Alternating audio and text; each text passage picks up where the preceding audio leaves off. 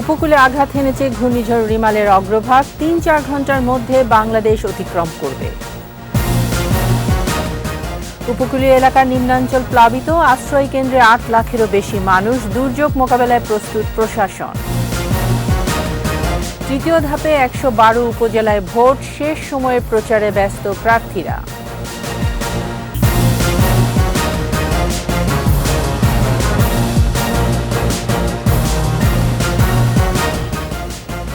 শুনছিলেন first security ইসলামী bank PLC সংবাদ শিরোনাম। আমন্ত্রণ ২১-এর দেশের সংবাদে, সাথে আছি আমি তাইজিন রহমান।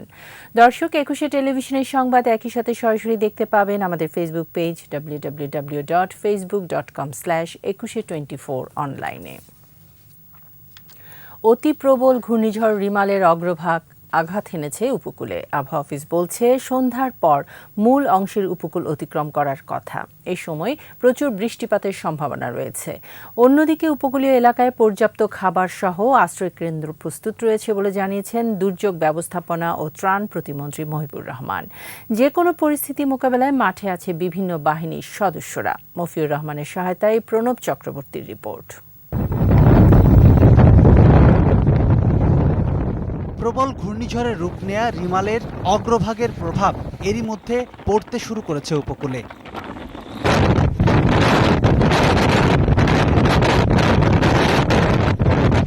সাগর উত্তাল থাকায় ১২ ফুট উচ্চতার উপরে বইছে জলোচ্ছ্বাস, বেড়েছে বাতাসের গতিবেগও।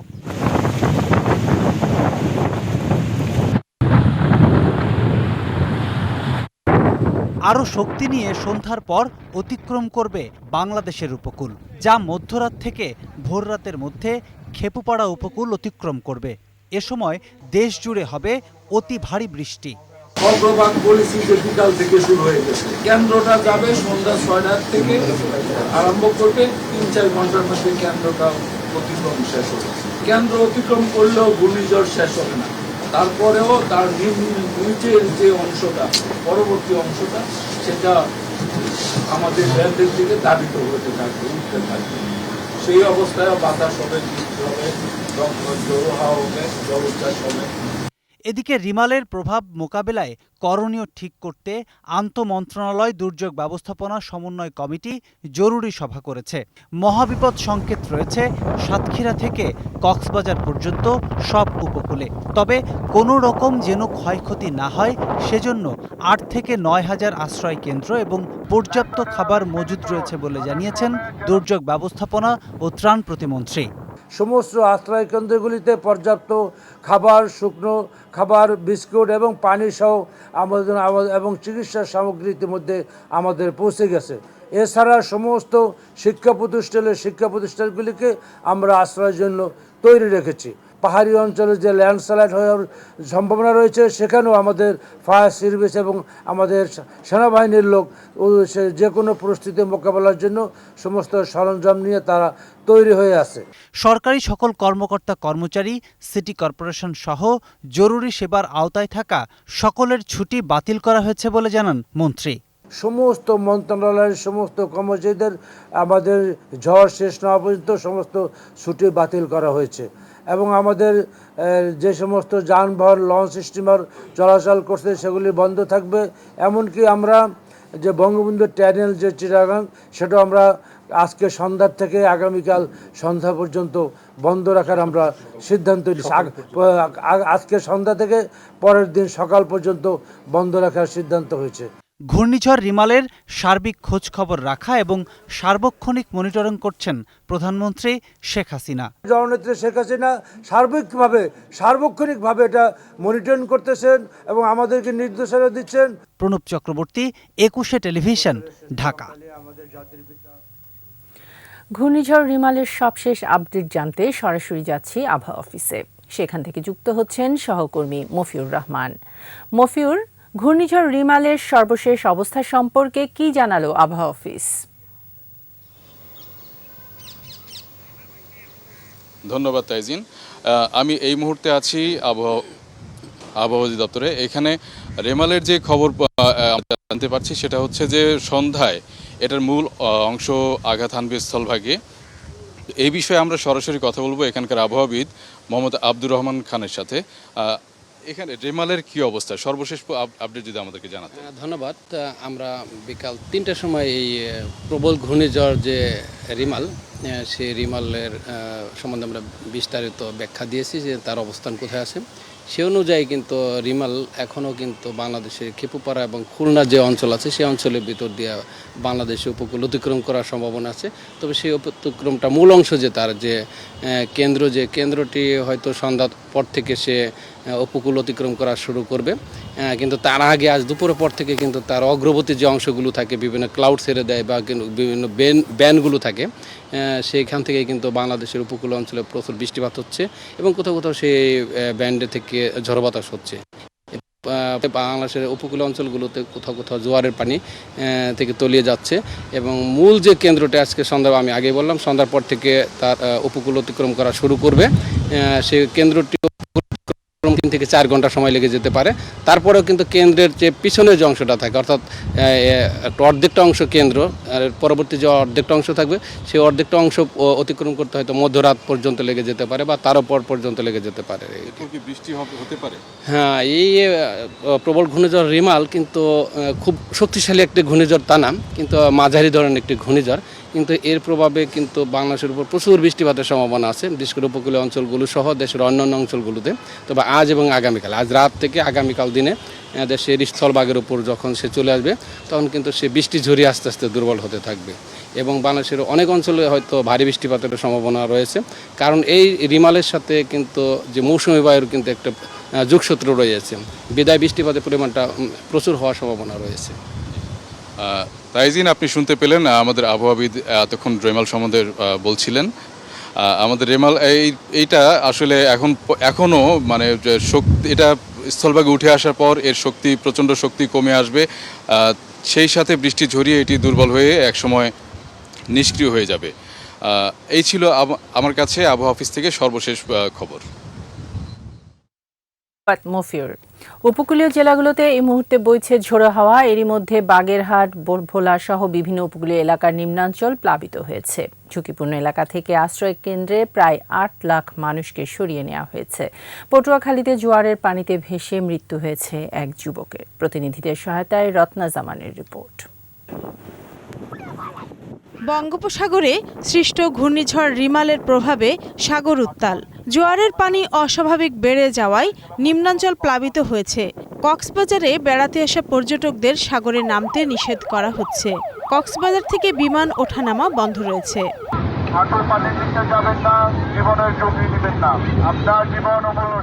ঘূর্ণিঝড় রিমালের ক্ষয়ক্ষতি এড়াতে দুপুর থেকে চট্টগ্রাম শাহ আমানত আন্তর্জাতিক বিমানবন্দরেও বিমান ওঠানামা বন্ধ রয়েছে। বন্ধ রয়েছে চট্টগ্রাম বন্দরের কার্যক্রমও। বহির্নোঙরে থাকা 49টি জাহাজকে সরিয়ে নেওয়া হয়েছে গভীর সাগরে। সন্ধ্যা থেকে বন্ধ বঙ্গবন্ধু টানেল। পাহাড় ধসে হতাহতের ঘটনা এড়াতে ঝুঁকিপূর্ণভাবে বসবাসকারীদের নিরাপদে সরিয়ে নেওয়া হচ্ছে। পাহাড় ধস হলে আপনাদের জানমালের ব্যাপক ক্ষতি হতে পারে। কুয়াকাটা সৈকতের তীরে আছড়ে পড়ছে বড় বড় ঢেউ। জোয়ারের পানিতে কুয়াকাটা উপকূলীয় নিম্নাঞ্চল 4 থেকে 5 ফুট পানিতে প্লাবিত হয়েছে। পটুয়াখালীর কলাপাড়ায় আশ্রয়কেন্দ্রে যাওয়ার পথে জোয়ারের পানিতে ভেসে এক যুবকের মৃত্যু হয়েছে। প্লাবিত হয়েছে বাগেরহাটের মোরেলগঞ্জের সন্ন্যাসী বাজার সহ নিম্নাঞ্চল। ব্যবসা প্রতিষ্ঠান সহ সড়কে পানি ওঠায় নিরাপদে সরে যাচ্ছে মানুষ। ঘূর্ণিঝড় মোকাবেলায় 359টি আশ্রয়কেন্দ্র প্রস্তুত। সবচেয়ে বেশি ঝুঁকিতে সুন্দরবনের পার্শ্ববর্তী মোংলার চিলা ইউনিয়নের বাসিন্দারা। এ ইউনিয়নে 25টি আশ্রয়কেন্দ্রের প্রায় সবগুলোতেই উপকূলবাসীকে আনা হয়েছে। মোংলা বন্দরে অ্যালার্ট 4 জারি রয়েছে। বন্ধ রয়েছে জাহাজের পণ্য খালাস। 6টি বাণিজ্যিক জাহাজ নিরাপদে নোঙর করে রাখা হয়েছে। খুলনায় বইছে দমকা হাওয়া। বিকেল থেকে হচ্ছে বৃষ্টি। জোয়ারের পানি বেড়েছে। ঘূর্ণিঝড় রিমাল মোকাবেলায় সব প্রস্তুতি নিয়েছে জেলা প্রশাসন। রত্না জামান, 21 টেলিভিশন। কুয়াকাটা থেকে ঘূর্ণিঝড় রিমালের সবশেষ অবস্থা জানাচ্ছেন নাসিরউদ্দিন বিপ্লব। ঘূর্ণিঝড় রিমেলের প্রভাব কুয়াকাটায় কিন্তু ইতিমধ্যে শুরু হয়েছে এবং আজকে দুপুর নাগাদই আমরা এই ঝড়ের প্রচণ্ডতা আমরা লক্ষ্য করেছি এবং এখন সমুদ্রে বড় বড় ঢেউ তীরে আছড়ে পড়ছে।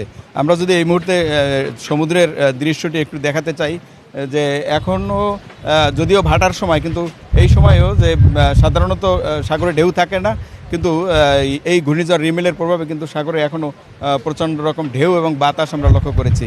ঝড়ের যে তীব্রতা এটি ক্রমান্বয়ে আমরা বৃদ্ধি পাচ্ছে বলেই লক্ষ্য করছি, এবং এখানে প্রশাসনের পক্ষ থেকে তারা এই ঘূর্ণিঝড় রিমেল মোকাবেলায় তারা সব ধরনের প্রস্তুতি নিয়েছেন বলে এমনটি আমাদেরকে জানিয়েছেন, এবং একই সাথে সিপিপির পক্ষ থেকেও জানানো হয়েছে তাদের প্রায় 3000 স্বেচ্ছাসেবক মাঠে তারা সক্রিয়ভাবে কাজ করছেন। এই ছিল কুয়াকাটা থেকে আমার কাছে সর্বশেষ। এবারে সরাসরি যাচ্ছি চট্টগ্রামের সহকর্মী হাসান ফেরদৌসের কাছে। হাসান, রিমালের কি প্রভাব দেখছেন? দুর্যোগ মোকাবেলায় কি প্রস্তুতি নেওয়া হয়েছে?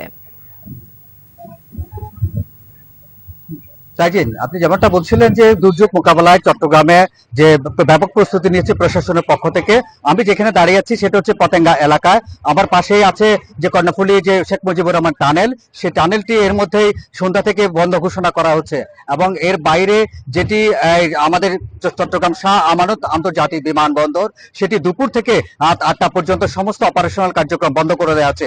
আমি যে বঙ্গোপসাগর, আপনি দেখবেন যে আমার পেছনে যে সাগরটি আছে, যে সাগরের এখানে সাগর উত্তাল রয়েছে, এবং হাওয়ার কারণে, ঝোড়ো হাওয়ার কারণে, এই রিমেলের প্রভাবের কারণে, এবং জাহাজগুলোকে বন্দর থেকে সরিয়ে নেওয়া হচ্ছে এবং আউটারে নিয়ে যাওয়া হচ্ছে, এবং বন্দরের যেসব জাহাজগুলো ছিল সেটি আউটারে নিয়ে যাওয়া হচ্ছে, এবং সেই লাইটারের জাহাজগুলোকে সেটি শাহ আমানত আন্তর্জাতিক বিমানবন্দর শাহ আমানত সেতুর পেছনে নিয়ে যাওয়া হয়েছে। এছাড়া যে প্রশাসনের পক্ষ থেকে সমস্ত প্রস্তুতি নেওয়া হচ্ছে, প্রায় 785টি সাইক্লোন সেন্টারকে প্রস্তুত রাখা হচ্ছে।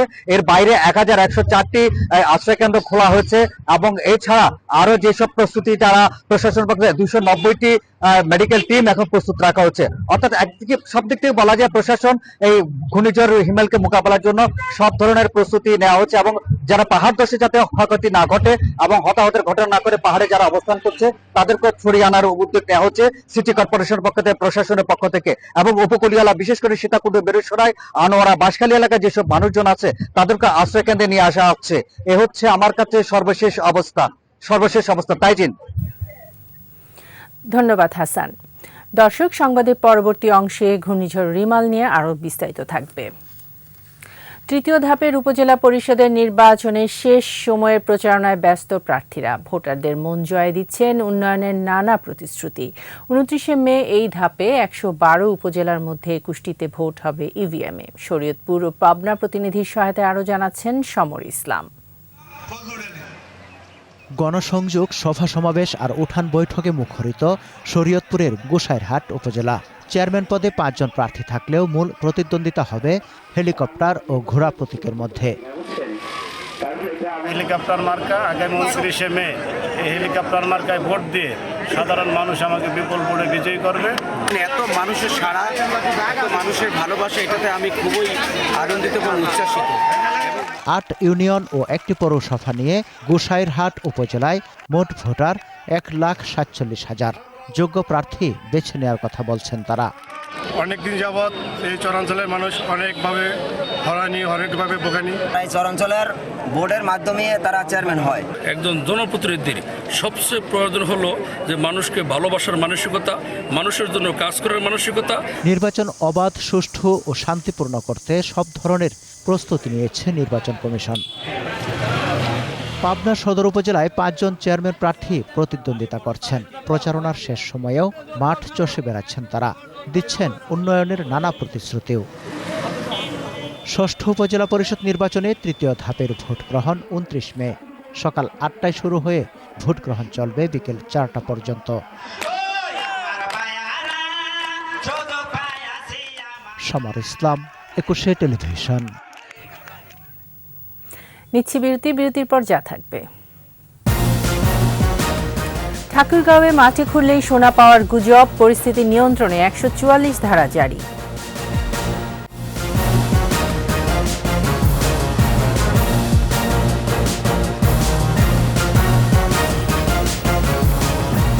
আবারও আমন্ত্রণ 21শে দেশের সংবাদে। মাটি খুললেই মিলছে সোনা, এমন গুজবকে কেন্দ্র করে ইটভাটার মাটির স্তূপ থেকে সোনার খোঁজে ব্যস্ত হাজারো মানুষ। ঘটনাটি ঠাকুরগাঁও জেলার রানীশংকৈল উপজেলার কাতিহার এলাকার। পরিস্থিতি সামাল দিতে শনিবার রাতে ওই ভাটা ও আশপাশের এলাকায় ১৪৪ ধারা জারি করেছে প্রশাসন। ঠাকুরগাঁও প্রতিনিধি SM জসিমউদ্দিনের পাঠানো তথ্য ও ছবিতে আরও জানাচ্ছেন সমর ইসলাম। মাটির নিচে লুকিয়ে আছে সোনা, অনেকেই তা পেয়েছেন। এমন লোভনীয় গুজবে হাজারো মানুষ হুমড়ি খেয়ে পড়েছেন। কথিত সোনার খোঁজে ঠাকুরগাঁওয়ের রানীশংকৈল উপজেলার কাতিহার এলাকায় আরবিবি ইটভাটার মাটির স্তূপে কেউ কোদাল, কেউ খুন্তি শাবল নিয়ে স্বর্ণের খোঁজে মাটি খুঁড়ছেন। ইটভাটায় পাহাড়সম মাটির স্তূপগুলো রাতে জ্বলজ্বল করে। মানুষের হাতে থাকা টর্চ লাইট ও মোবাইল ফোনের আলোয় আলোকিত মাটির স্তূপ। ভাগ্য বদলের আশায় গভীর রাতেও খুঁড়ে চলছেন মাটি। স্থানীয়রা জানান, আশপাশের জেলা উপজেলা থেকেও ছুটে আসছেন নানা বয়স ও পেশার মানুষ। উৎসুক ব্যক্তিরা বলছেন, দিনের পর দিন ও ঘন্টার পর ঘন্টা মাটি খুঁড়েছেন তারা, কিন্তু সোনা পাচ্ছেন না। আমি তো হয়তো সোনা ইলা খুঁজাচ্ছি, পাই তো না। আমিও যদি পাই যাই ওখানে, ভাগ্যটা যদি খুলে যায়। দেখতে পারলাম না যে কেউ সোনাটা আসলে বাস্তব রূপে পাইছে। আত্মবিশ্বাসী অনেকের শরীরে ক্লান্তির ছাপ, তারপরও স্বর্ণ খোঁজার চেষ্টায় কমতি নেই। সন্ধ্যা 7টা থেকে রাত, আবার কোনোদিন বাইরে যায় সকালে, আবার 1টা 2টা, কোনোদিন আবার 4টা বাজে যায়। খুঁজতেছি, এখনো তো আশাবাদী, এখন আমরা পাই নাই। অনেকে মিডিয়া ও ফেসবুকে দেখে পরিবারের বউ বাচ্চা নিয়ে ছুটে এসেছেন এসব দৃশ্য দেখতে। আবার কারো কারো দাবি, ইতিমধ্যে মাটি খুঁড়ে স্বর্ণালংকার পেয়েছেন 5 শতাধিক মানুষ। লোকজন সত্যি সোনা পাচ্ছে কিনা সেটা দেখার জন্য আমি এখানে আসি। সবাই তো আর পাচ্ছে না, 2-1 পাচ্ছে আর কি। লাগাতার কয়েকদিন ধরে শুনতেছি যে এখানে পাচ্ছে মানুষ।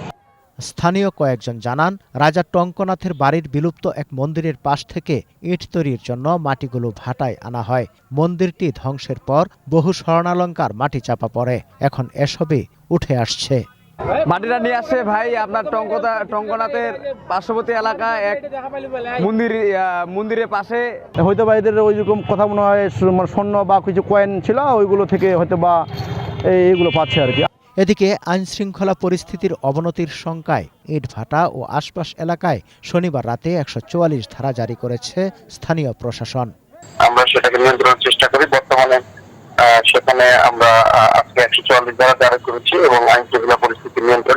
রহস্য উদ্ঘাটনে সরকারিভাবে উদ্যোগ গ্রহণের দাবি জানিয়েছেন এলাকাবাসী। সমর ইসলাম, ২১ টেলিভিশন। হত্যাকাণ্ডের 2 বছরেরও বেশি সময় পরে ফরিদপুরের ছাত্রলীগ কর্মী সবুজ মোল্লা হত্যা মামলার অন্যতম আসামি সৈয়দ আদনান হোসেন অনুকে গ্রেফতার করেছে পুলিশ। 2022 সালের জুলাইয়ে খুন হন ছাত্রলীগ কর্মী সবুজ মোল্লা। পরে মামলা করে পরিবার। মাদক বিক্রিতে বাধা দেওয়ার জেরে সবুজ মোল্লাকে হত্যা করে জেলা ছাত্রদলের সভাপতি আদনান হোসেন অনু ও তার সহযোগীরা। শুক্রবার তাকে গ্রেফতার করে পুলিশ। অনুর সর্বোচ্চ শাস্তির দাবিতে রোববার ফরিদপুর প্রেস ক্লাবের সামনে মানববন্ধন ও বিক্ষোভ মিছিল করে নিহতের পরিবারের সদস্য সহ সাধারণ মানুষ।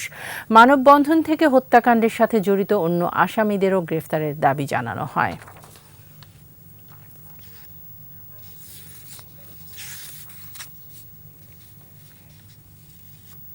আবারও ঘূর্ণিঝড় রিমাল প্রসঙ্গ। ভোলায় আছেন সহকর্মী মেজবাউদ্দিন শিপু, সরাসরি যাচ্ছি তার কাছে। শিপু, ভোলার এখনকার অবস্থা আমাদেরকে একটু জানাবেন।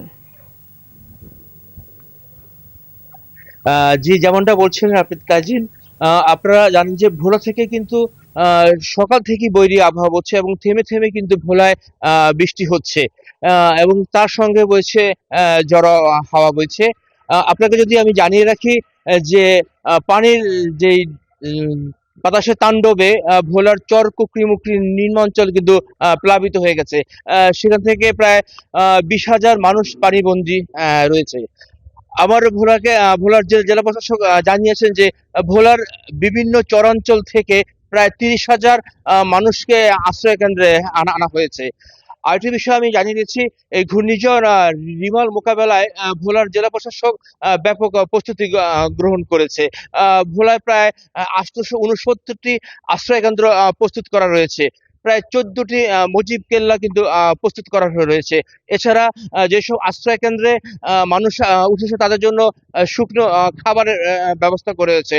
আরেকটি বিষয় আমি আপনারা জানিয়ে রাখছি, গতকালকে থেকে কিন্তু ভোলা লক্ষ্মীপুর রুটের ফেরি চলাচল এবং লঞ্চ চলাচল বন্ধ রয়েছে। এই মুহূর্তে কিন্তু ভোলায় গুড়ি গুড়ি বৃষ্টি হচ্ছে। আমি এই মুহূর্তে দাঁড়িয়ে আছি ভোলার জেলা প্রশাসকের কার্যালয়ের সামনে। আমাকে ভোলা জেলা প্রশাসক জানিয়েছেন যে সন্ধ্যা নাগাদ প্রায় আরো 20,000 মানুষকে মূল ভূখণ্ডে নিয়ে আসা হবে। এই ছিল ভোলা থেকে সর্বশেষ তথ্য। ধন্যবাদ শিপু। হামদর্দ বিশ্ববিদ্যালয়ে বাংলাদেশের নবীনবরণ অনুষ্ঠিত হয়েছে। দিনভর মুন্সিগঞ্জের গজারিয়ায় বিশ্ববিদ্যালয়ের ক্যাম্পাসে ছিল বর্ণাঢ্য আয়োজন। এ সময় নবীন শিক্ষার্থীদের ফুল দিয়ে বরণ করে নেয় বিশ্ববিদ্যালয় কর্তৃপক্ষ। ক্যাম্পাস মিলনায়তনে ছিল অনুভূতি প্রকাশ, আলোচনা সভা, মেডিকেল বুকলেট মোড়ক উন্মোচন সহ নানা আয়োজন।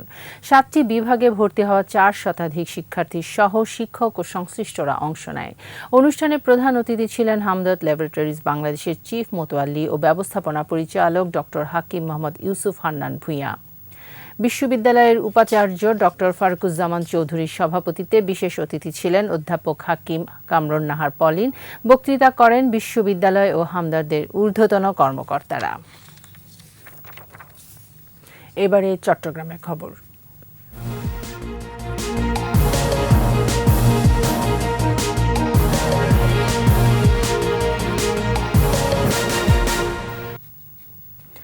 কক্সবাজারে বাঘখালী নদী ও সমুদ্র মোহনায় জোয়ারের পানিতে ভেসে এক নারী মরদেহ ভেসে এসেছে। পুলিশ জানায় সকালে এক স্পিডবোট চালক মহেশখালী থেকে কক্সবাজার যাওয়ার পথে বাঘখালী নদী ও সমুদ্রের মোহনায় মরদেহটি ভেসে থাকতে দেখে পুলিশে খবর দেয়।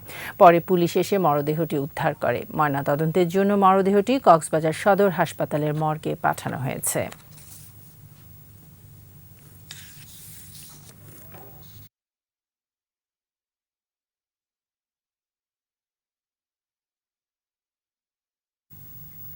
আবারও ঘূর্ণিঝড় রিমাল প্রসঙ্গ। এবার সরাসরি যাচ্ছি কক্সবাজারের সহকর্মী আব্দুল আজিজের কাছে। আজিজ, কক্সবাজারের এখনকার অবস্থা আমাদেরকে জানাবেন।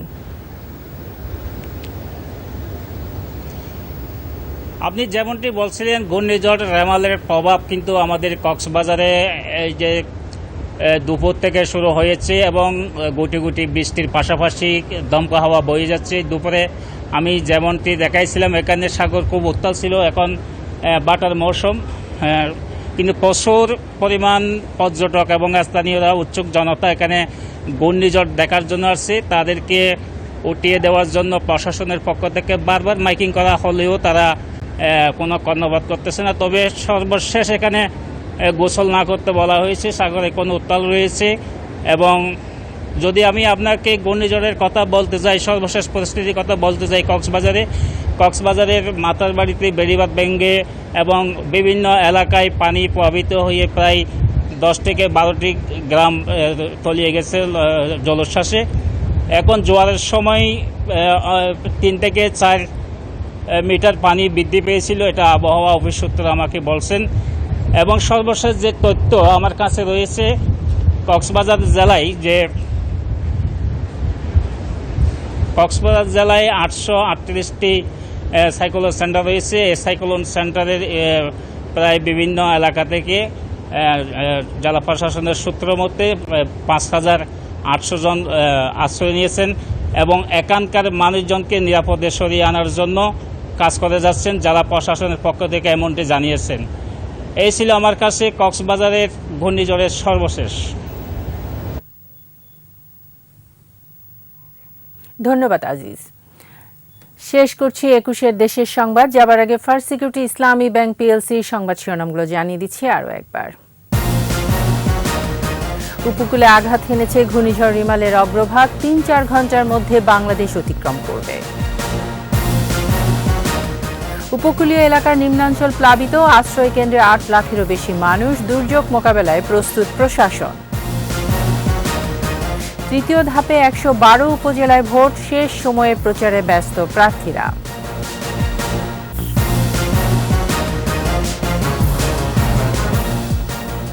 সর্বশেষ খবর জানতে ডায়াল করুন 2021 নম্বরে আর ভিজিট করুন 21-tv.com এই ওয়েবসাইটে। এছাড়া ফেসবুকে ভিজিট করতে পারেন facebook.com/2124 অনলাইনে।